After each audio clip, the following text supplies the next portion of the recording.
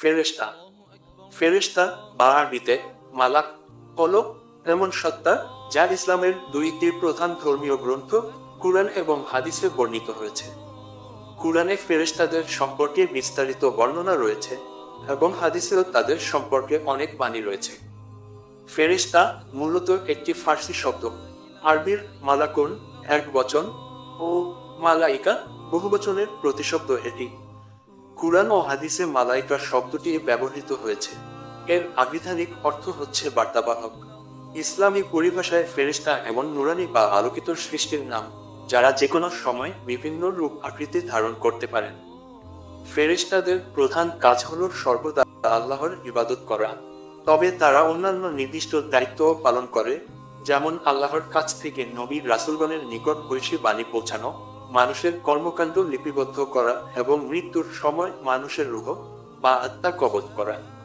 ইসলামী বিশ্বাস অনুসারে ফেরেশতাদের বিভিন্ন উপাদান থেকে সৃষ্টি করা হয়েছে।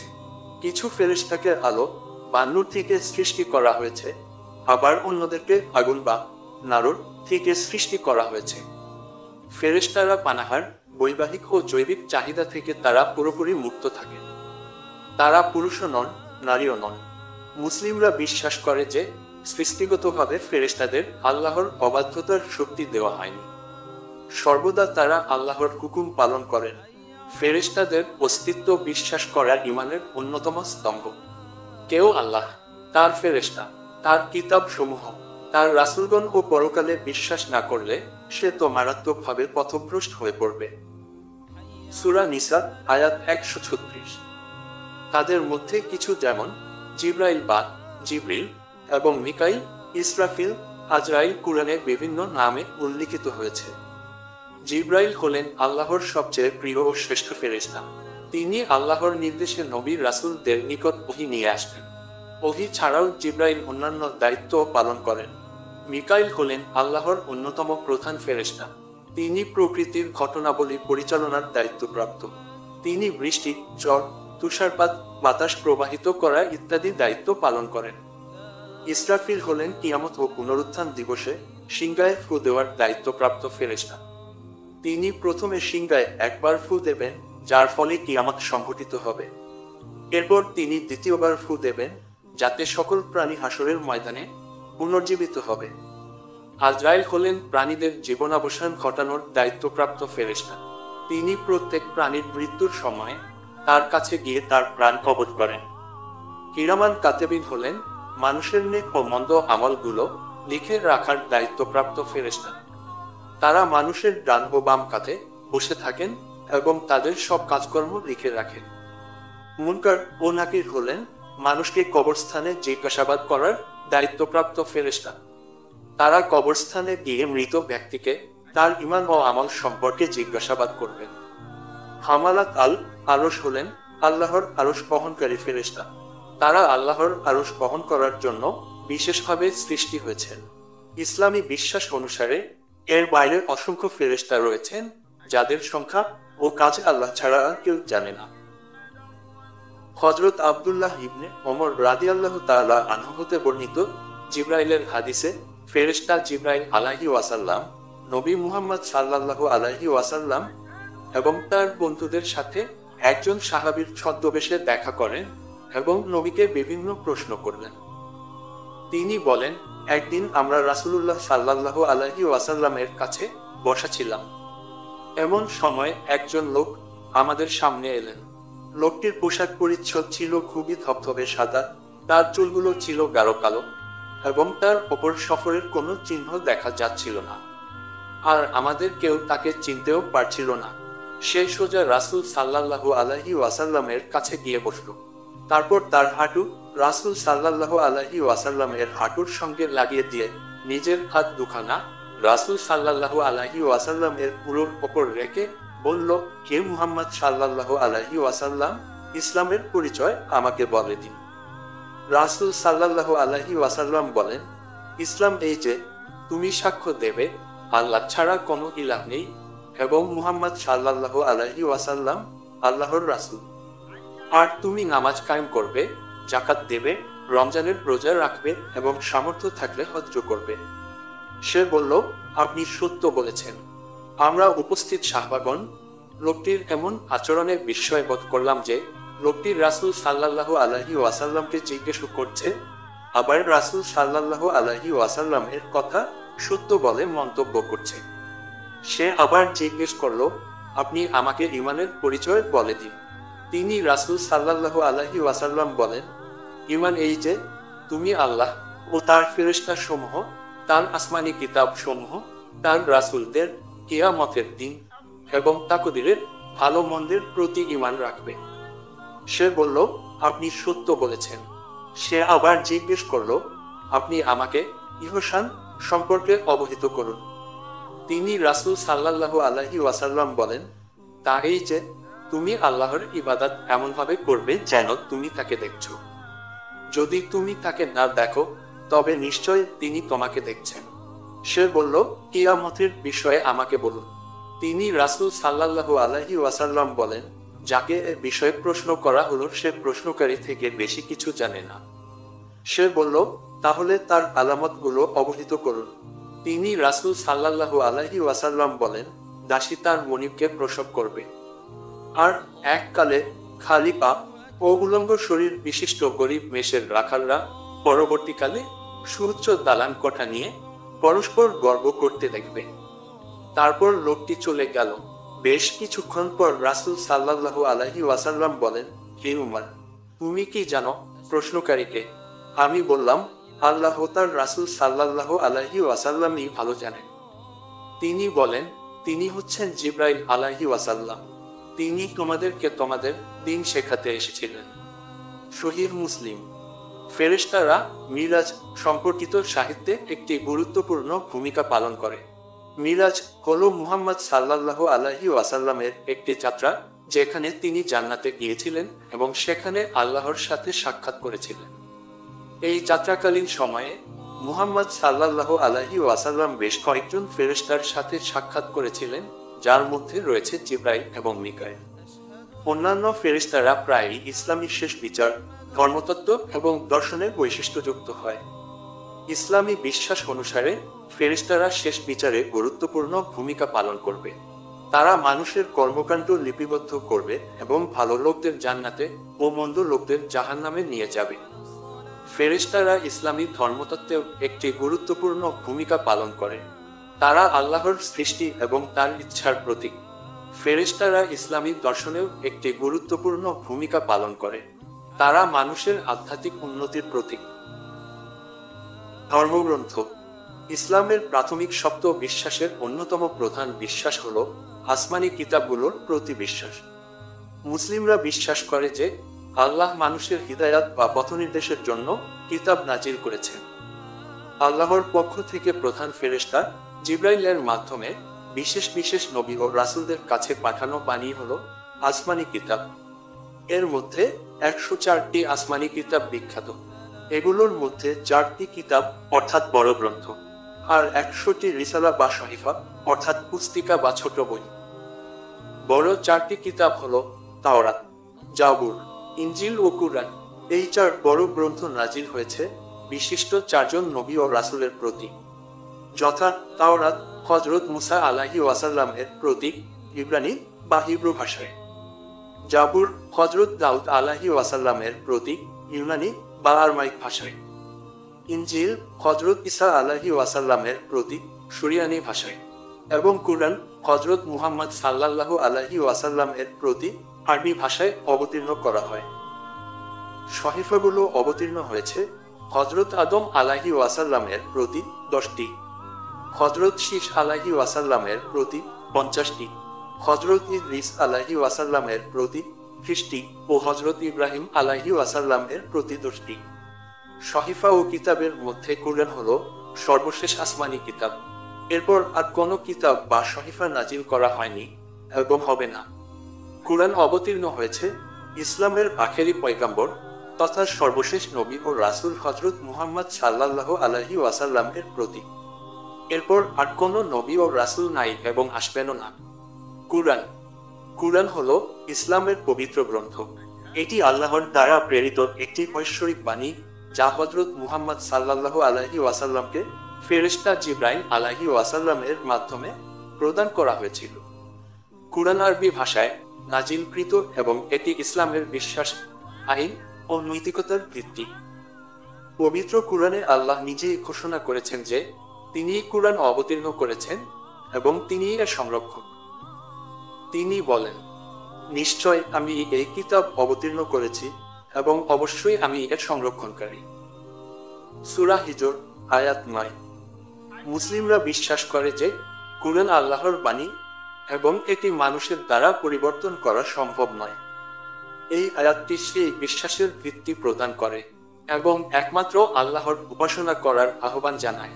কুরআনে ধর্মীয় বিধিবিধান, সামাজিক বিধিনিষেধ, উপদেশ, উৎসাহ ও ভয়ভীতি এবং পূর্ববর্তী নবীগণের জীবনী গুরুত্বপূর্ণ স্থান দখল করে।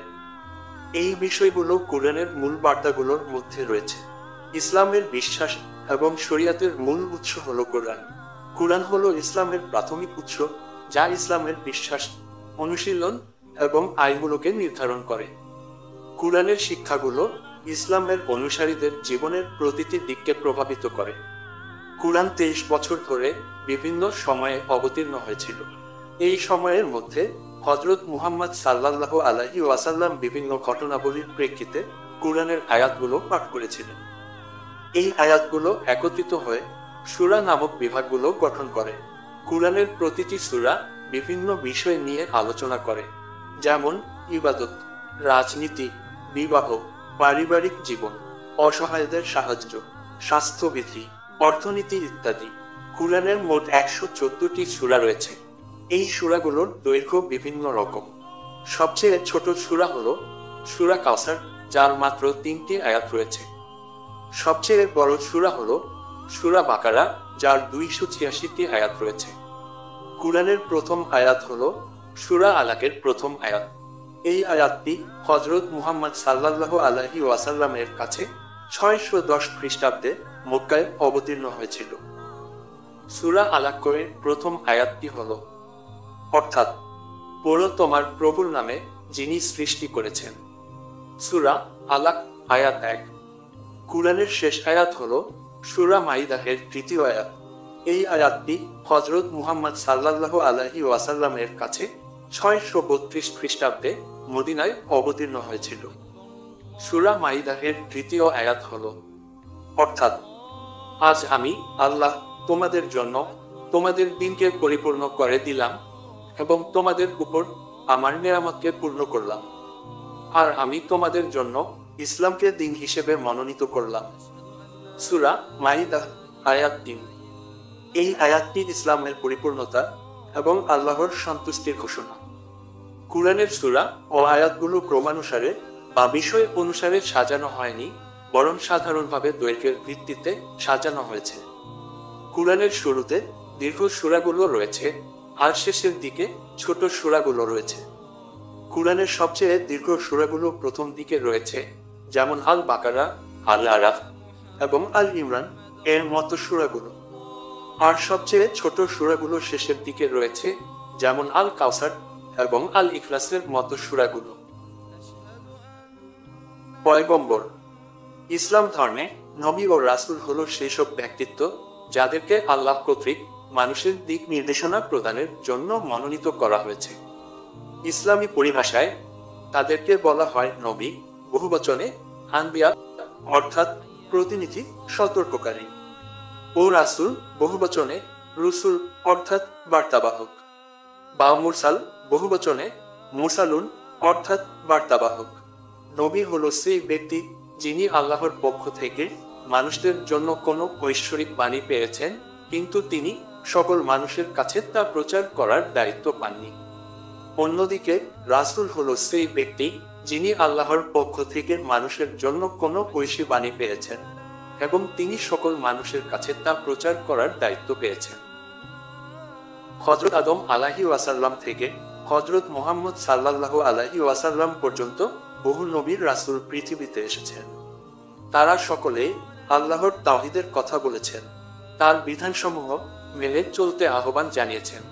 কথায়, কাজে এবং আচার ব্যবহারে তারা ছিলেন আদর্শ ও চরিত্রবান।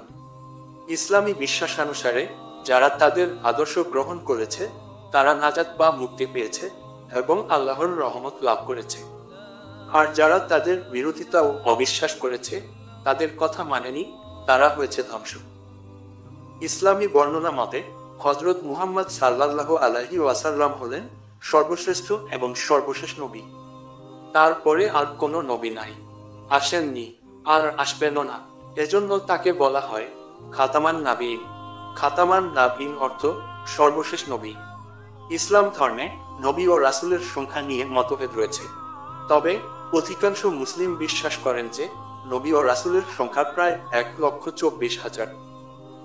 নবীগণকে আল্লাহ কিছু বিশেষ গুণাবলী দিয়েছিলেন। এই গুণাবলীগুলোর মধ্যে রয়েছে জ্ঞান, বোঝাপড়া, সত্যবাদিতা, পাপহীনতা ইত্যাদি। পূর্ববর্তী নবীগণ শেষ নবী মুহাম্মদ সাল্লাল্লাহু আলাইহি ওয়াসাল্লামের আগমন ও কিয়ামতের সম্পর্কে মানুষকে সতর্ক করেছিলেন। ইসলামে কয়েকজন বিশেষ নবীদের নাম উল্লেখ করা হয়েছে। এই নবীদের মধ্যে রয়েছে হযরত আদম আলাইহি ওয়াসাল্লাম, নূহ আলাইহি ওয়াসাল্লাম, ইব্রাহিম আলাইহি ওয়াসাল্লাম, ইউসুফ আলাইহি ওয়াসাল্লাম, মুসা আলাইহি ওয়াসাল্লাম, দাউদ আলাইহি ওয়াসাল্লাম, ঈসা আলাইহি ওয়াসাল্লাম এবং হযরত মুহাম্মদ সাল্লাল্লাহু আলাইহি ওয়াসাল্লাম। এই নবীগণকে আল্লাহ বিশেষ ধর্মগ্রন্থ ও বিধান দিয়েছিলেন। এই ধর্মগ্রন্থগুলোর মধ্যে রয়েছে তাওরাত, জাবুর, ইনজিল ও কুরআন। ইসলামী বিশ্বাস অনুসারে আল্লাহ প্রত্যেক জাতির জন্য একজন বা একাধিক নবী পাঠিয়েছেন। এই নবীদের মাধ্যমে আল্লাহ মানুষকে সৎ ও ন্যায়ের পথে চলার নির্দেশ দিয়েছেন।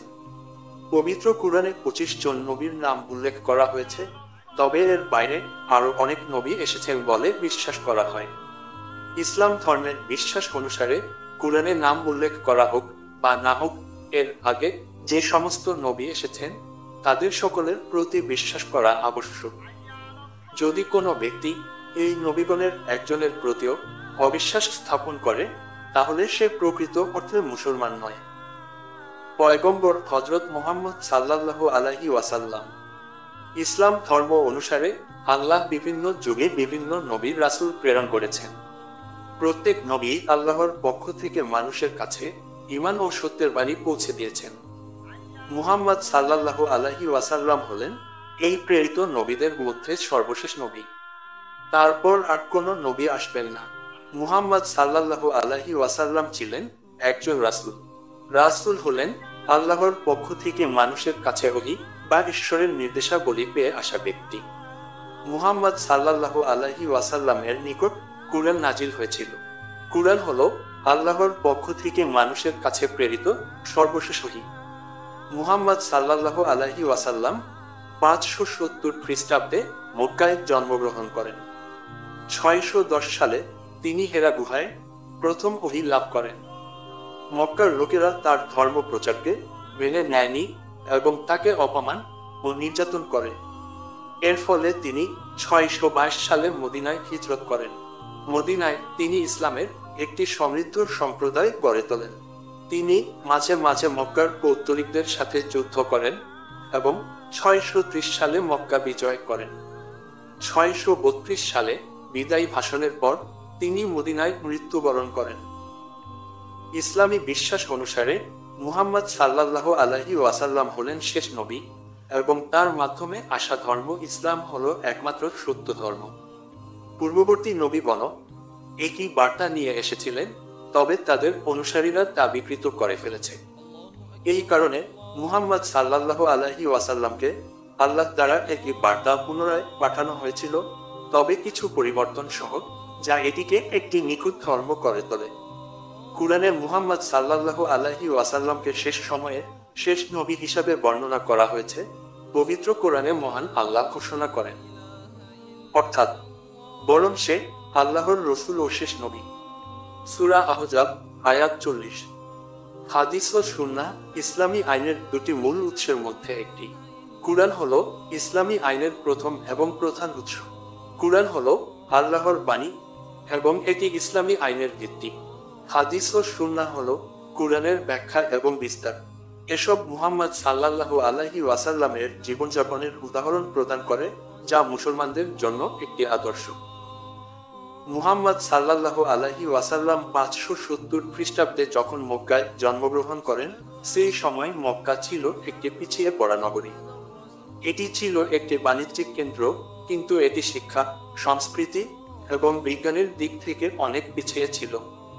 মুহাম্মদ সাল্লাল্লাহু আলাইহি ওয়াসাল্লাম তার শৈশবের প্রথম দিকেই এতিম হয়ে পড়েন। তার বাবা আব্দুল্লাহ তার জন্মের আগেই মারা যান এবং তার মা আমিনা তার 6 বছর বয়সে মারা যান। তারপর তার চাচা আবু তালিব তাকে লালন পালন করেন। 25 বছর বয়সে মুহাম্মদ সাল্লাল্লাহু আলাইহি ওয়াসাল্লাম মক্কার একজন ধনী ও বিধবা নারী খাদিজা বিনতে খুয়াইলিদের সাথে বিবাহ করেন। এই বিবাহটি মুহাম্মদ সাল্লাল্লাহু আলাইহি ওয়াসাল্লামের জীবনে একটি গুরুত্বপূর্ণ অধ্যায় ছিল। খাদিজার সমর্থন এবং ভালোবাসা তাকে একজন নেতা এবং ধর্মীয় নেতা হিসেবে গড়ে তুলতে সাহায্য করেছিল। 40 বছর বয়সে মুহাম্মদ সাল্লাল্লাহু আলাইহি ওয়াসাল্লাম হেরা গুহায় ধ্যানরত ছিলেন। তখন জিবরাইল আলাইহিস সালাম তার কাছে আল্লাহর প্রথম ওহী নিয়ে আসেন। এই ওহী ছিল কুরআনের প্রথম আয়াত। প্রথম দিকে মুহাম্মদ সাল্লাল্লাহু আলাইহি ওয়াসাল্লাম এই আল্লাহর বাণী গোপনে প্রচার করতেন। কিন্তু 3 বছর পর মুহাম্মদ সাল্লাল্লাহু আলাইহি ওয়াসাল্লাম প্রকাশ্যে একাত্মবাদের বিশ্বাস ঘোষণা করেন। তিনি মানুষকে ইসলাম ধর্মের প্রতি আহ্বান জানান, যা ইসলামী বিশ্বাস অনুসারে অন্যান্য নবীরাও আগে থেকেই শিক্ষা দিয়েছিলেন। ইসলামী বিশ্বাস অনুসারে মুহাম্মদ সাল্লাল্লাহু আলাইহি ওয়াসাল্লামের পড়াশোনা বা লেখালেখির দক্ষতা ছিল না। তিনি মৌখিকভাবে কোরআন শিখেছিলেন এবং তার অনুসারীদের কাছে তা প্রচার করেছিলেন। মুহাম্মদ সাল্লাল্লাহু আলাইহি ওয়াসাল্লাম মক্কায় ইসলাম প্রচার শুরু করার পর তিনি কিছু লোকের সমর্থন পেয়েছিলেন, কিন্তু অনেকে তার প্রচার ও মতবাদের বিরোধিতা করেছিল। মক্কার কুরাইশ গোত্রের নেতারা মুসলিমদের উপর নির্যাতন শুরু করেছিল। এই নির্যাতন থেকে বাঁচতে মুহাম্মদ সাল্লাল্লাহু আলাইহি ওয়াসাল্লাম প্রথমে কিছু মুসলিমকে 615 সালে আবিসিনিয়ায় পাঠিয়েছিলেন, যা বর্তমানে ইথিওপিয়ার অন্তর্গত। আবিসিনিয়ার খ্রিস্টান রাজা মুসলিমদের আশ্রয় দিয়েছিলেন। 622 সালে মুহাম্মদ সাল্লাল্লাহু আলাইহি ওয়াসাল্লাম এবং তার সমর্থকেরা মক্কা থেকে মদিনায় হিজরত করেছিলেন। এই ঘটনাটি ইসলামের ইতিহাসে একটি গুরুত্বপূর্ণ ঘটনা, কারণ এটি ইসলামের বিস্তারে একটি গুরুত্বপূর্ণ ভূমিকা পালন করেছিল। মদিনায় মুহাম্মদ সাল্লাল্লাহু আলাইহি ওয়াসাল্লাম মুসলিমদের একটি সম্প্রদায় প্রতিষ্ঠা করেছিলেন এবং ইসলামের প্রচার শুরু করেছিলেন। হিজরি বর্ষপঞ্জি বা ইসলামী বর্ষপঞ্জি, যা মুহাম্মদ সাল্লাল্লাহু আলাইহি ওয়াসাল্লামের মক্কা থেকে মদিনায় হিজরতের তারিখ থেকে শুরু হয়। হিজরি বর্ষপঞ্জি একটি চান্দ্র বর্ষপঞ্জি, যার অর্থ এটি চাঁদের অবস্থানের উপর ভিত্তি করে। হিজরি বর্ষপঞ্জি বিশ্বের অনেক মুসলিম দেশে ব্যবহৃত হয়। মদিনায় মুহাম্মদ সাল্লাল্লাহু আলাইহি ওয়াসাল্লামের আগমনের পর তিনি বিভিন্ন গোত্রের মধ্যে একটি চুক্তি স্বাক্ষর করেন, যা মদিনার সনদ নামে পরিচিত। এই চুক্তির মাধ্যমে বিভিন্ন গোত্রের মধ্যে শান্তি ও সম্প্রীতির সম্পর্ক স্থাপিত হয় এবং একটি রাষ্ট্র ব্যবস্থা গড়ে ওঠে। এই রাষ্ট্র ব্যবস্থার অধীনে মুহাম্মদ সাল্লাল্লাহু আলাইহি ওয়াসাল্লাম ছিলেন প্রধান নেতা এবং ধর্মীয় নেতা। মদিনায় ইসলাম প্রচার ও রাষ্ট্র ব্যবস্থা গড়ে তোলার পর মুহাম্মদ সাল্লাল্লাহু আলাইহি ওয়াসাল্লাম মক্কার দিকে মনোনিবেশ করেন। মক্কা ছিল মুসলমানদের জন্য একটি গুরুত্বপূর্ণ স্থান, কারণ সেখানেই ইসলামের প্রথম দিকের ইতিহাস ঘটেছিল। 630 সালে মুহাম্মদ সাল্লাল্লাহু আলাইহি ওয়াসাল্লাম একটি বৃহৎ মুসলিম সেনাবাহিনী গঠন করে মক্কা আক্রমণ করেন। মক্কার গোত্রগুলো মুহাম্মদ সাল্লাল্লাহু আলাইহি ওয়াসাল্লাম এর শক্তির কাছে আত্মসমর্পণ করে এবং রক্তপাত ছাড়াই মক্কা বিজয় করা হয়। মুহাম্মদ সাল্লাল্লাহু আলাইহি ওয়াসাল্লাম এর জীবনের লক্ষ্য ছিল ইসলামকে বিশ্বব্যাপী ছড়িয়ে দেওয়া। তিনি তার জীবনের শেষের দিকে বিভিন্ন রাজ্যের শাসকদের কাছে ইসলাম গ্রহণের আমন্ত্রণপত্র পাঠান।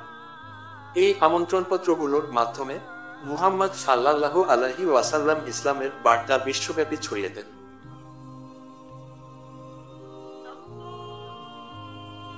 পুনরুত্থান এবং বিচার। ইসলাম ধর্মে পুনরুত্থান ও বিচার দিবস হলো একটি বিশ্বাস যে একদিন সকল মানুষকে তাদের কর্মের বিচারের জন্য পুনরুজ্জীবিত করা হবে। এই বিশ্বাসটি কুরআন এবং হাদিসে ব্যাপকভাবে উল্লেখ করা হয়েছে। পবিত্র কুরআনে আল্লাহ বলেন, মাটি থেকে আমি তোমাদেরকে সৃষ্টি করেছি, মাটিতেই আমি তোমাদেরকে ফিরিয়ে নেব এবং মাটি থেকেই তোমাদেরকে পুনরায় বের করে আনব। সূরা তাহা আয়াত ৫৫। হাদিসে নবী মুহাম্মদ সাল্লাল্লাহু আলাইহি ওয়াসাল্লাম বলেন, যেদিন আল্লাহ সকল মানুষকে পুনরুজ্জীবিত করবেন সেদিন তাদের পায়ের তলায় মাটি গরম হবে। সহিহ মুসলিম। ইসরাফিল হলেন ইসলামী বিশ্বাস অনুসারে ৪ জন প্রধান ফেরেশতার একজন, যিনি কিয়ামতের শুরুতে সিংহায় ফুঁক দিবেন। এর অর্থ হলো ইসরাফিলের প্রথম বাঁশিতে কিয়ামত সংঘটিত হবে এবং দ্বিতীয় বাঁশিতে পুনরুত্থান ও পরকালের জীবন শুরু হবে। ইসলামী বিশ্বাস অনুসারে কিয়ামতের সময় সম্পর্কে অবগত শুধুমাত্র আল্লাহ। এই অর্থে কিয়ামতের সময় নির্ধারণ করা সম্ভব নয়। তবে মুহাম্মদ সাল্লাল্লাহু আলাইহি ওয়াসাল্লামকে শেষ যুগের নবী হিসেবে আখ্যায়িত করা হয়েছে।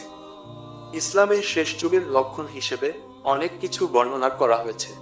এই লক্ষণগুলোর অনেকগুলোই বর্তমান বিশ্বে দেখা যাচ্ছে।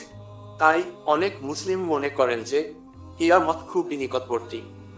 কুরআনের অনেক সূরাতে কিয়ামতের দিনের কথা উল্লেখ করা হয়েছে, যেমন সূরা কিয়ামত, সূরা আল আহকাফ, সূরা আল আম্বিয়া ইত্যাদি। এই আয়াতগুলোতে কিয়ামতের দিনের ভয়াবহতা ও বিপর্যয়ের কথা বর্ণনা করা হয়েছে।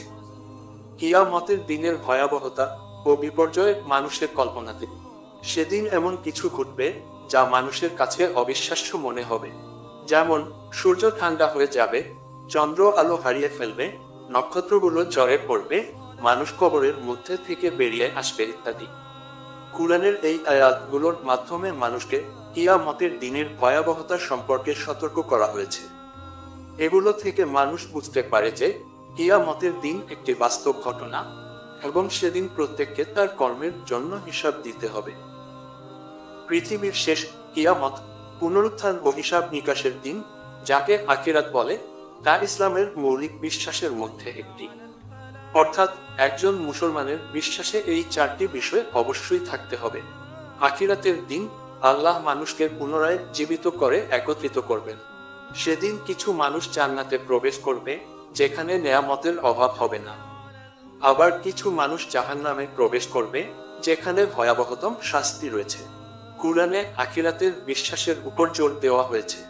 সূরা বাকারার ৬২ নং আয়াতে বলা হয়েছে, আল্লাহর প্রতি ঈমান বিশ্বাস আনার সাথে সাথে মানুষের মুক্তি লাভ হবে। অর্থাৎ একজন মানুষ যদি আল্লাহর প্রতি ঈমান আনে, তাহলে সে আখিরাতে মুক্তি লাভ করবে।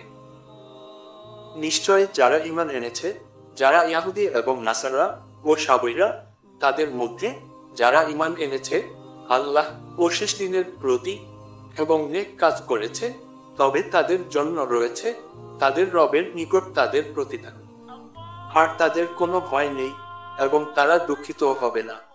সূরা বাকারা আয়াত ৬২। মুসলিমদের দৃষ্টিতে ইসলাম হলো আল্লাহর দ্বীন বা ধর্ম। ইসলামের আগে যেসব ধর্ম ছিল সেগুলোর বিধান ইসলাম দ্বারা বাতিল হয়ে গেছে। তাই পৃথিবীর সকল মানুষকে ইসলামের অনুসারী হতে হবে। ইসলামের আগের ধর্মগুলোর অনুসারীদের মধ্যে যারা আল্লাহ ও আখিরাতে বিশ্বাসী ছিল এবং ভালো কাজ করত, তারাও মুক্তি পাবে। তবে ইসলাম আসার পরও যদি কেউ ইসলাম গ্রহণ না করে এবং নিজের মতো করে আল্লাহ ও আখিরাতে বিশ্বাস করে, তাহলে সে মুক্তি পাবে না। ইসলামে মুক্তি লাভের প্রধান উপায় হলো আল্লাহ ও তার শেষ নবী মুহাম্মদ সাল্লাল্লাহু আলাইহি ওয়াসাল্লাম এর প্রতি বিশ্বাস স্থাপন করা।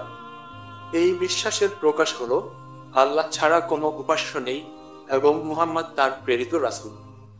এই বাক্যাংশটি, যাকে বলা হয় শাহাদাত, কুরআনের কিছু আয়াতে বলা হয়েছে যে ইহুদি ও খ্রিস্টানরা ইসলাম গ্রহণ না করলে তারা মুক্তি পাবে না। এটিকে ব্যাখ্যা করে ইসলামের পণ্ডিতরা বলেন যে এই আয়াতগুলোতে মূলত ইসলামের প্রতি তাদের অবহেলা ও অনীহার কথা বলা হয়েছে। অর্থাৎ তারা যদি ইসলামের আহ্বানে সাড়া দিয়ে ইসলাম গ্রহণ করে, তাহলে তারা মুক্তি পাবে। এভাবে ইসলামের দৃষ্টিতে মুক্তি লাভের জন্য 2টি স্তর রয়েছে। প্রথম স্তর হলো আল্লাহ ও তার শেষ নবী মুহাম্মদ সাল্লাল্লাহু আলাইহি ওয়াসাল্লাম এর প্রতি বিশ্বাস করা। দ্বিতীয় স্তর হলো ইসলামের বিধানাবলী মেনে চলা। পবিত্র কোরআনে ঘোষণা করা হয়, অর্থাৎ কিতাবীদের মধ্যে যারা কুফরি করে তারা ও মুশরিকরা তাদের কাছে সুস্পষ্ট প্রমাণ না আসা পর্যন্ত নিজেদের অবিশ্বাসে অটল থাকবে। সূরা বাইনা, আয়াত 1। ইসলামে পুনরুত্থান হলো একটি শারীরিক এবং আধ্যাত্মিক প্রক্রিয়া। শারীরিকভাবে সকল মানুষকে তাদের মৃত্যুর আগের অবস্থায় পুনরুজ্জীবিত করা হবে। আধ্যাত্মিকভাবে সকল মানুষকে তাদের কর্মের জন্য বিচারের জন্য দায়ী করা হবে। বিচার দিবস হলো একটি মহান দিন যখন আল্লাহ সকল মানুষের কর্মের জন্য তাদের বিচার করবেন। এই দিনটিতে সকল মানুষকে তাদের কর্মের জন্য জবাবদিহি করতে হবে। যারা ভালো কাজ করেছে তারা জান্নাতে যাবে এবং যারা খারাপ কাজ করেছে তারা জাহান্নামে যাবে। ইসলামে পুনরুত্থান ও বিচার দিবস একটি গুরুত্বপূর্ণ বিশ্বাস। এই বিশ্বাসটি মানুষকে তাদের কর্মের জন্য দায়ী হতে এবং ভালো কাজ করার জন্য উৎসাহিত করে। সৃষ্টিকর্তার পূর্বনির্ধারণ, তাকদীর ও কদর।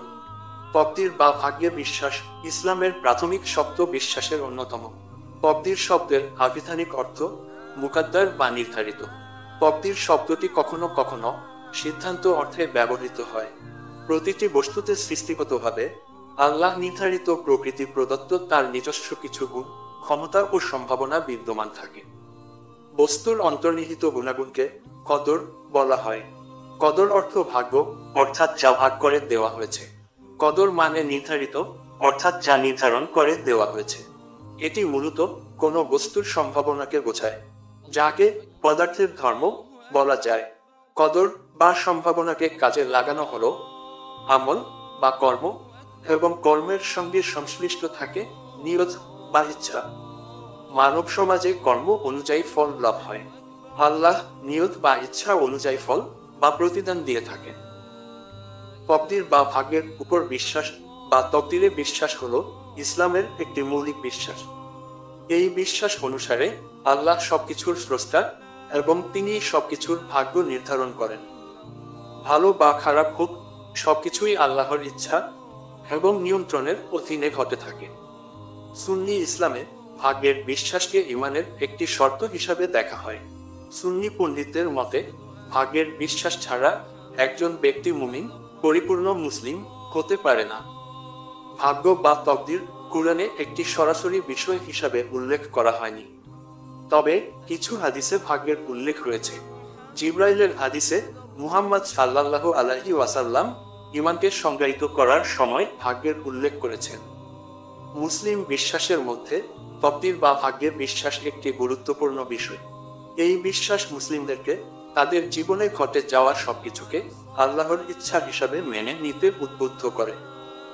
তকদির বা ভাগ্যকে মুসলিম দার্শনিকেরা দুভাবে ব্যাখ্যা করেছেন, মুবরাম ও মুআল্লাক। মুবরাম অর্থ স্থিরকৃত, মুআল্লাক অর্থ পরিবর্তনীয়। মুসলিমরা বিশ্বাস করেন আল্লাহ ভাগ্য নির্ধারণ করেছেন আর তিনি তা পরিবর্তন করারও ক্ষমতা রাখেন। তারা আরও বিশ্বাস করেন তকদির বা ভাগ্য নেক আমল, ভালো কাজ দ্বারা, পিতা মাতার দোয়া ও সৎকার ইত্যাদির মাধ্যমে পরিবর্তন হয়। ইসলামী বর্ণনা মতে তকদির বা ভাগ্য মানুষের অজানা, অজ্ঞেয় এবং অজেয়, অর্থাৎ কোনো মানুষের পক্ষে জানা সম্ভব নয় যে তা স্থির নাকি পরিবর্তনীয়।